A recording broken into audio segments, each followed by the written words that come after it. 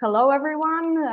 Welcome to today's webinar, the last webinar from the Peace of Arts project. I'm Magdalena. I'm the intern of JUBUK Association from Germany, and I'm really glad you all joined us today. Today we are diving into two essential areas of any youth-led community arts initiatives. It's sustainability and evaluation.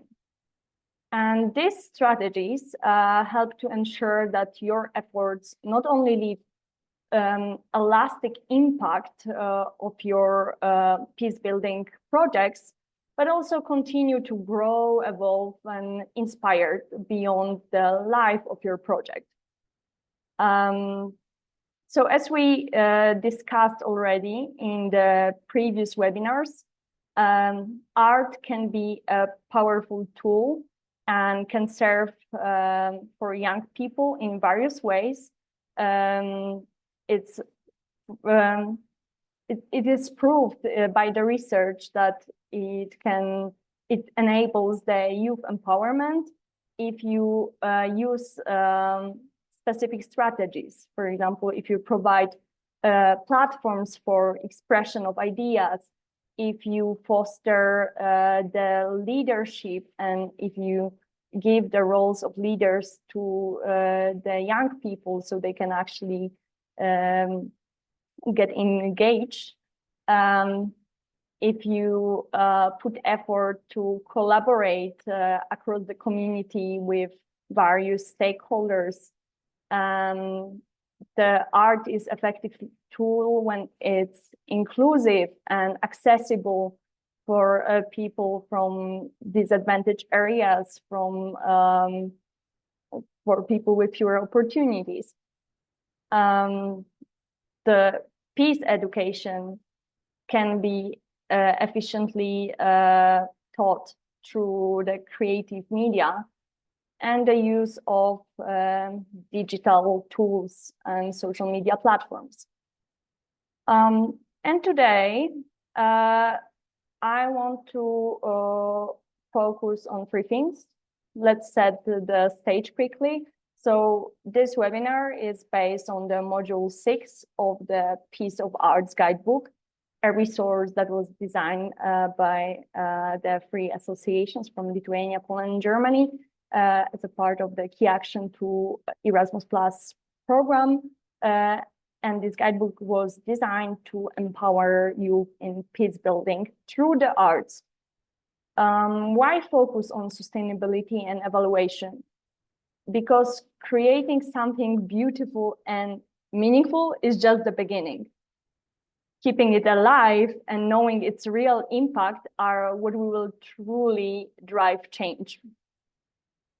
And when I will be describing those strategies to you, I want to actually recall my personal experience. It was a project, Youth Exchange, Images That Tell a Story, implemented by JUBUK some time ago.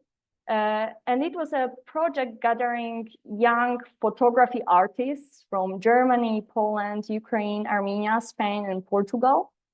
And the outcome of that project was a peace-building photography exhibition, because when it was implemented, it was a moment when there was still ongoing conflict between Armenia and Azerbaijan.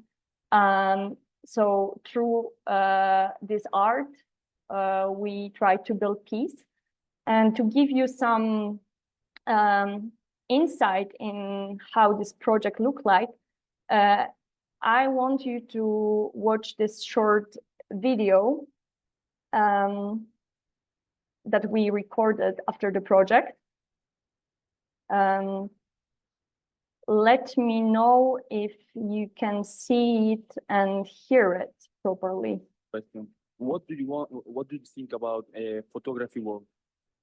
So, first of all, we all met here within the project that is called Images That Tell a Story. This is a very nice project funded by the Erasmus Plus program and also organized by Youth Mix and JUBUK from Germany, while Youth Mix represents the host organization in Armenia. And with active involvement of all our partners, we came to a decision and an idea to develop a project that will involve all kind of participants, including those with fewer opportunities. So young people with fewer opportunities coming from 8 different countries, from the rural areas, from the remote areas, and give them a stage to develop their digital competencies and give them an opportunity to express themselves through the photography, using photography as a tool. Because sometimes we have language barrier, we have cultural barrier that borders our imagination and doesn't give us a chance to explain and express what we really feel and what we really want to pass, what message we want to share with others. And by using the photography, we came to this opportunity. So participants are making photos throughout the project, and they are passing their message, their impressions, their emotions using photos. So there is no need of any language, there is no need of any explanation. So just one photo can tell a story. That's why also the project is called Images That Tell a Story. Nice. And we have also one question, like, do you think that from the beginning we developed more ourselves in photography work? Like, did we grow up? It's for sure, because if you can remember the first days of the project, we explored the fears and expectations of the participants. We made sessions dedicated to our own experience in the photography field. And of course, we found out that we have very diverse group. We have participants here who are professional photographers. We have participants here who are just using their phones for just social media, for Instagram. And we have participants who are not experienced in photography at all. But throughout this time of the project, all of the participants have developed their skills thanks to other participants, because the whole project is based on peer-to-peer learning approach.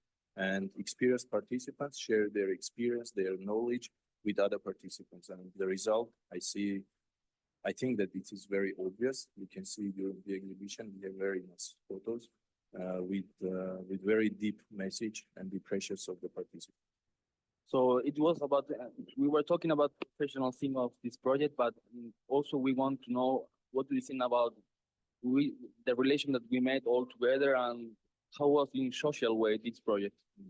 So this project became a window that gives a view to another world, to the world of every different country.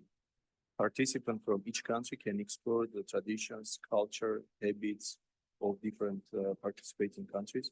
And in this way, we are also developing the intercultural competencies, intercultural awareness of participants. And people are, within those 10 days of the project, we became like a family. So we are friends, and this friendship is going to last for the whole life. So thank you so much.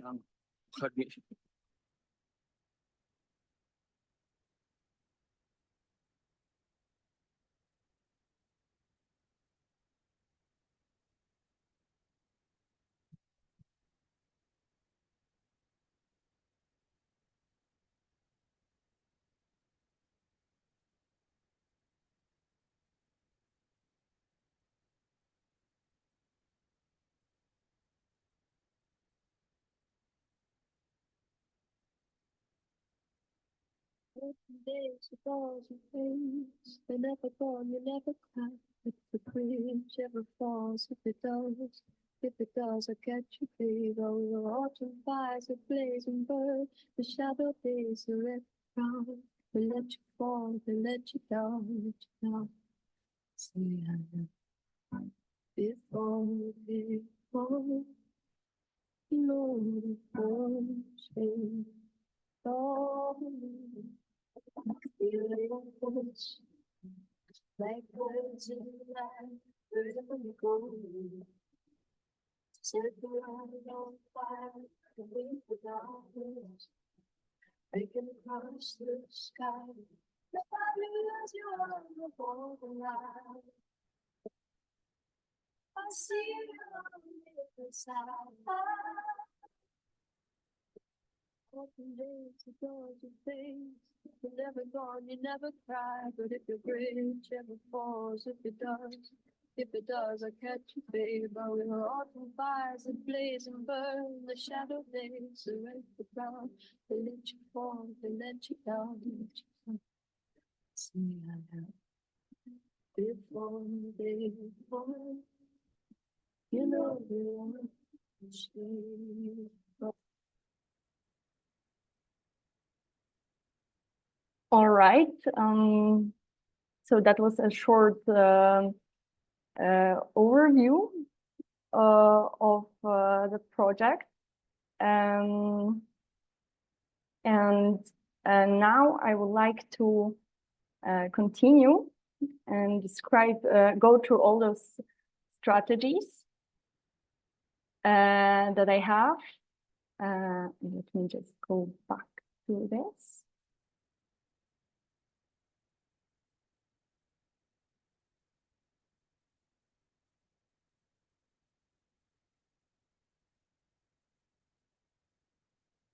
Okay, so I think you could see that this project, was exactly the perfect example of using the arts to express the ideas. And there are various strategies to make it long-lasting. The first one is community ownership. Whoa, I just lost the presentation, sorry. No, I need to do it a different way.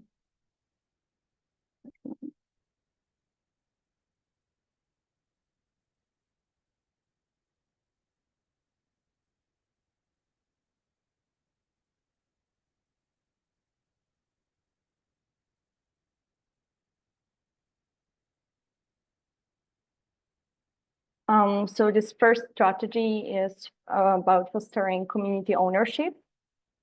So it's basically how it works. When local youth, artists, and stakeholders are actively involved from very beginning, from planning, executing, and following up, then they start to see the project as theirs. And that's where real sustainability comes from. Training your local leaders and forming, for example, art committees gives the community tools and structure to carry on the work. So in Images That Tell a Story project, how this strategy was implemented, basically, all the training sessions were divided between different national teams. So actually, the participants became teachers and facilitators of the sessions, and this is how they got involved, because that they could share their expertise and pass this knowledge to the others. So because of that, they felt it was more their project. So that's an example of implementation of that strategy. Strategy number 2 is about embedding your project into the local cultural fabric. That means aligning your work with, for example, festivals, traditions, and ceremonies already celebrated by the community. A mural unveiled during a town celebration, or a play tied to a local legend. These touch points make your project feel relevant and valued. And then it becomes a tradition instead of just an event. So, for example, in Images That Tell a Story, this exhibition happened during the National Vardavar holiday, big tradition where all the people go outside and spray each other with buckets of water. So through that, we had the opportunity to engage with the local community, but also to attract the audience, because at the same time they could see our exhibition. Strategy number 3, digital legacy. So let's talk tech. In today's world, digital presence can be a powerful tool for sustainability. Creating a website, using social media, documenting stories, performances, and testimonials. These are ways your project can continue to reach, inspire, and connect people, even after it ends. A digital legacy also connects you to a global network of like-minded youth. Yeah, it can be very simple. You can just keep the Google Drive. Like here you see all the photographies from the exhibition are still there, and I could still find them and recall all those memories and use the same strategies. But also usage of social media platforms definitely can increase the visibility of your actions and its long-lasting effects. Then we will move to evaluation strategies. So the strategy number 1, the first step is participatory evaluation. This means bringing your community into the evaluation process. Ask them how they define success. Use creative feedback sessions, storytelling circles, or collaborative workshops. Not only do you gain valuable insights, but you also build trust and ownership around the project's outcomes. Yeah, here you have an example on a feedback circle. There are many ways to do the evaluation. It does not have to be only a survey. The best results you will have if you involve participants and if you make them feel that their voice matters. Strategy number 2 is using the mixed methods. So a solid evaluation blends numbers and narratives. That's basically the mixed methods approach. Track how many people attended your event, sure, but also sit down with them and listen how they felt, listen to what this project changed for them. Maybe your mural brought people from different groups together. Maybe your performance helped someone feel, just saying. So the strategy 2 is about mixed methods. So basically combining qualitative and quantitative feedback. And then we have the strategy number 3, which is outcome mapping. So in outcome mapping, this strategy focuses on long-term social and behavioral changes. So it's basically about answering questions. Did your art project help build new friendships across community divides? Did it reduce tension? With this approach, you are not just counting heads. Yeah, how many participants did we have? You're observing real transformation, how people relate to each other. And with this project, Images That Tell a Story, I can tell myself, yeah, it really bonded many people. I think from 35 people that I met there, I again connected with at least half of them in various countries, in various occasions. And I think in terms of talking about peace, the best example of that is that when the war in Ukraine started, we had Ukrainian team in that project, and I know that one of the Polish participants called personally all the girls from the Ukrainian team and hosted them in 2022 in Poland in their flat. So in his flat. So this project really had an impact on people and created a valuable network.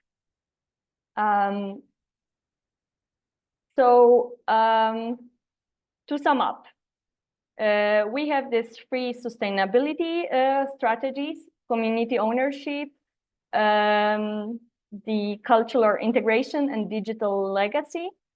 And for evaluation, the strategies are called, these are participatory methods, mixed methods, and outcome mapping. So I would like to hear from you. What are the things you will do to ensure your next project is more sustainable or better evaluated? Which strategies would you use? So I ask you to drop the numbers of the combinations in the comments. So for example, if you would use cultural integration and outcome mapping, then you use number 2 and 3. Yeah, so let's imagine you have the project. Yeah, I see 2 too. Let's see which combinations will be the most common. Community ownership, outcome mapping, participatory methods, cultural integration. There are basically no wrong answers. I think you need to basically adjust the strategies to the to your project. And yeah, that's also like one of my advices is to really learn and spend time to get to know your environment, your community, to choose the strategies that will serve them in the best way.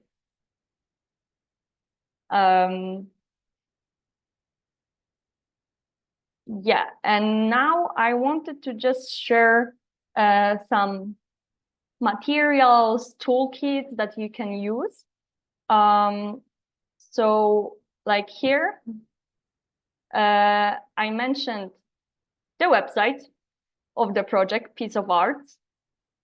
You can find here all the information about the project, about the expected result, aims, and about the whole flow.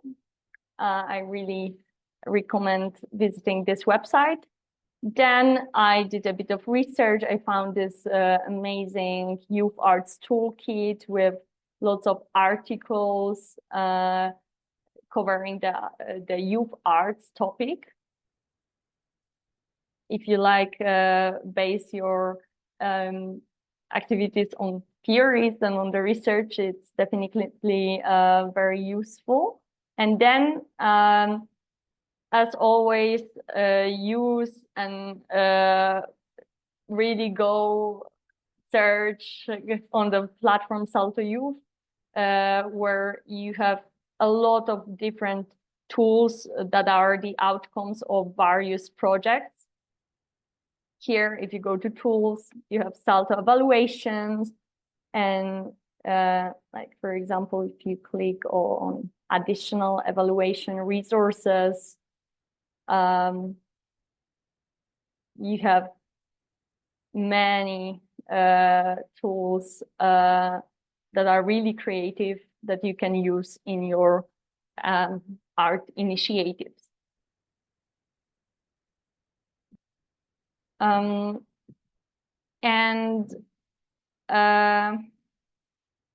for the end, so that like these names of the strategies really stay with you, I have some little quiz.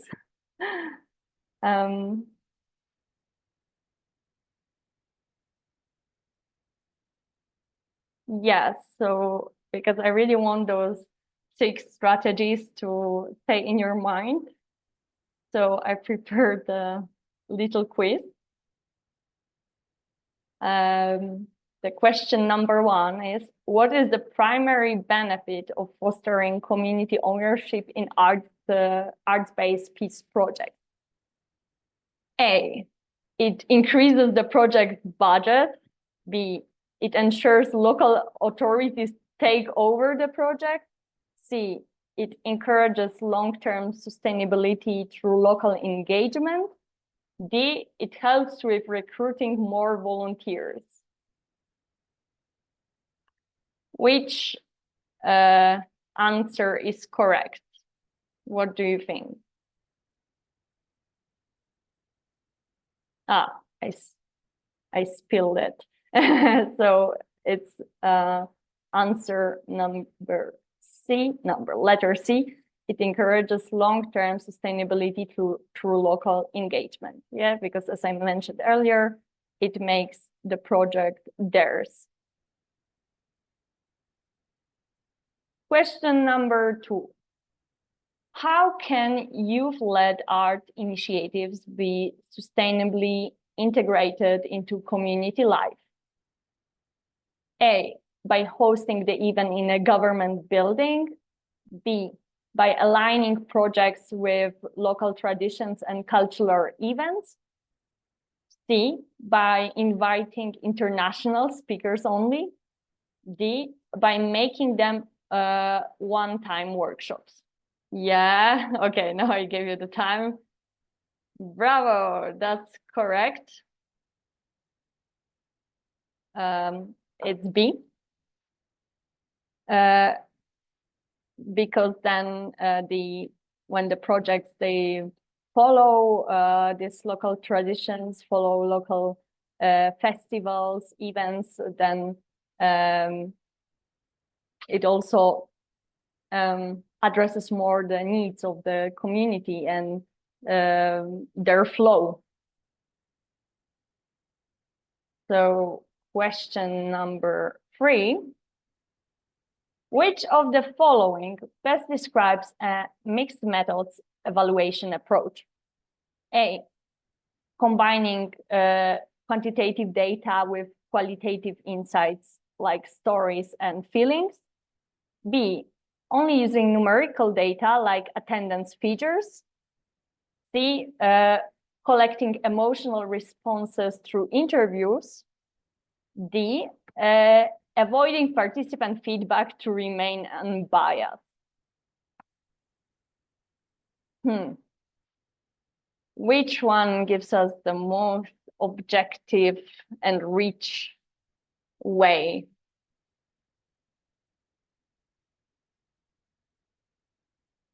Yeah, that's answer A. So combining different ways of feedback. Collecting emotional responses through interview is a way of the qualitative feedback, but for the mixed methods, it needs to be combined. Okay, and the last question is, what is the main focus of outcome mapping in evaluation? A, measuring the project's cost. B, creating marketing materials. C, tracking long-term social and behavioral changes. Or D, counting how many people attended the event. Yeah, and the answer is C, tracking long-term social and behavioral changes.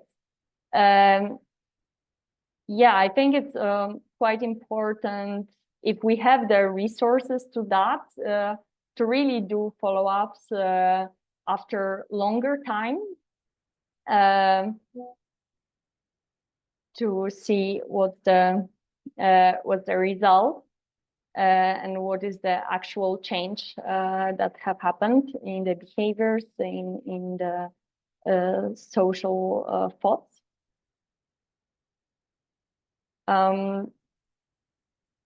Do you have any questions regarding those topics? Because from my side, it is everything. I really hope that your art projects will bring the outcomes you are counting on. Yeah, remember that the objectives always should be to provide the long-term effects, not only to make a very cool, beautiful, and meaningful event. And we are here for you. If you would like some links, some templates, feel free to contact us. I apologize for those technical issues. Yeah, and really, if you have any questions, I'm checking the chat. Yeah, thank you. Thank you, Phil. I'm really grateful for your feedback. And as I said, good luck with your initiatives, with your local events. I know it's not the end of the Piece of Arts, that it will still have some follow-up, and I can't wait to see these results. And thank you very much. And I wish you a good afternoon, good evening.